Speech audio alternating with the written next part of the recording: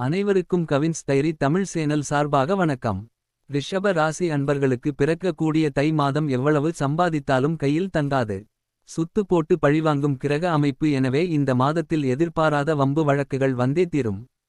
பேச்சில் கவனம் தேவை. தொழிலில் உச்சம் பெறும் அமைப்பு உள்ளது.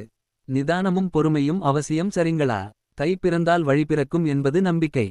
மகர மாதம் என்று அழைக்கப்படும் தை மாதத்தில் ரிஷப ராசிக்காரர்களுக்கு கிடைக்கும் பலன்கள், பரிகாரங்கள், வழிபட வேண்டிய தெய்வங்கள் குறித்து பார்ப்போம் வாருங்கள். சூரியன் மகர ராசியில் வரக்கூடிய மாதமே தை மாதம். இதனால் தான் தை மாதம் மகர மாதம் என்றும் அழைக்கப்படுகிறது. சூரியனுடைய தேர்ப்பாதை தெற்கு திசையில் இருந்து வடக்கு திசைக்கு மாறும் மாதமே மகர மாதம்.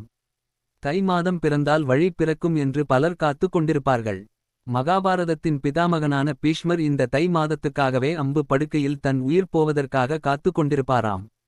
அந்த அளவுக்கு புனிதமான மாதம். சூரியன் வழிபாட்டுக்கு உகந்த மாதம். சூரியனை வழிபடும் பண்டிகையே பொங்கல் பண்டிகை. சூரியன் இல்லை என்றால் இந்த உலகமே இல்லை.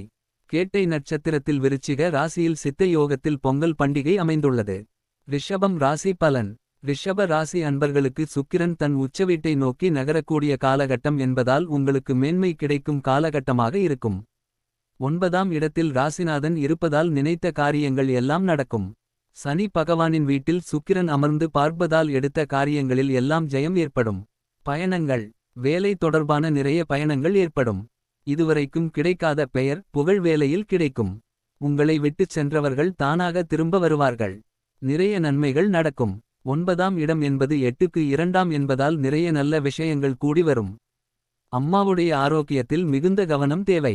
சுகஸ்தானத்தில் கேது அமர்ந்திருந்தாலும் கெடு பலன்கள் எதுவும் கிடைக்காது.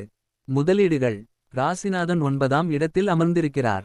10ஆம் இடத்தில் ராகு, 11ஆம் இடத்தில் சனி இருக்கின்றனர்.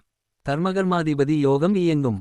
12ஆம் வீட்டின் அதிபதியும் உச்சமாகி இருப்பதால் நிறைய செலவுகளைச் செய்வீர்கள். நிறைய முதலீடுகளைச் செய்வீர்கள். முடிந்து போனது என்று நினைத்ததெல்லாம் இனி தொடரும். காதல் கைகூடும். வீட்டில் உங்கள் காதலுக்கு சம்மதம் கிடைக்கும். வேலை பளு குறையும். வேலையில் இருந்து வந்த பளு குறையும். அலைச்சல்கள் மூலமாக அனுகூலம் கிடைக்கும். இதுவரை கிடைக்காமல் இருந்த பெயர்கள் கிடைக்கும். நீண்ட நாட்களாக சண்டை போட்டு கொண்டிருந்த விஷயங்கள் எல்லாம் இணக்கமாக மாறும். வீட்டில் இருந்த ஊடல்கள் குறைந்து கூடல்கள் அதிகரிக்கும். உடல் ரீதியாக நல்ல முன்னேற்றம் ஏற்படும். புதிய பயிற்சிகள். குருமார்கள் கிடைப்பார்கள். புதிய பயிற்சிகளை படிப்பீர்கள். நிறைய கற்றுக்கொள்ளவும் கற்றுக் கொடுக்கவும் தயாராக இருக்கும். 10ஆம் இடத்தில் ராசிநாதன் அமரும்போது பிப்ரவரி ஆரம்பிக்கும்போதே வேலையில் மிகச்சிறந்த ராஜயோகம் கிடைக்கும். தைப்பூசத்திற்குள் ரிஷப ராசிக்காரர்களுக்கு சூப்பரான காலகட்டம் கூடிவரும். முன்னுக்கு வரக்கூடிய காலமாக இருக்கும். நல்ல பலன்கள். நிதி சார்ந்த பிரச்சனைகள் எல்லாம் சரியாகும். 4 கிரகங்களின் சேர்க்கையும் இருப்பதால் நல்ல பலன்கள் கிடைக்கும். உங்களை பற்றி மற்றவர்கள் சொல்கிற மதிப்பீட்டில் மிகுந்த கவனமாக இருக்க வேண்டும். யாரிடமும் வம்பு வழக்குக்கு செல்லாமல் இருப்பது நல்லது. சுக்கிரனோடு புதன் சேர்ந்திருப்பதால் உங்களை பற்றி நிறைய பேர் புறம் பேசத் தொடங்குவார்கள். நிதி விஷயத்தில் கவனம். புறம் பேசுவதை தவிர்ப்பது நல்லது. குரு வக்கிரமாக இருப்பது உங்களுக்கு நன்மையாக இருந்தாலும் பிப்ரவரி மாதத்தில் குரு வக்கிர நிவர்த்தியடைவதால் சிறு சிறு பாதிப்புகள் ஏற்படும். நிதி சார்ந்த விஷயத்தில் கவனம் தேவை. கடன் விஷயத்தில் கவனம். வட்டியில் கவனமாக இருப்பது நன்மையை கொடுக்கும். கேதுவால் மனதில் சிறு சிறு சஞ்சலங்கள் ஏற்படும். மற்றபடி பெரிய பாதிப்புகள் எதுவும் ஏற்படாது. ஏற்றம் நிறைந்த காலகட்டமாக இருக்கும்.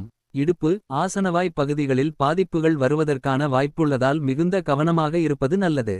சந்தோஷமும் பொருளாதார ஏற்றமும் 90% சூப்பராக இருக்கும்.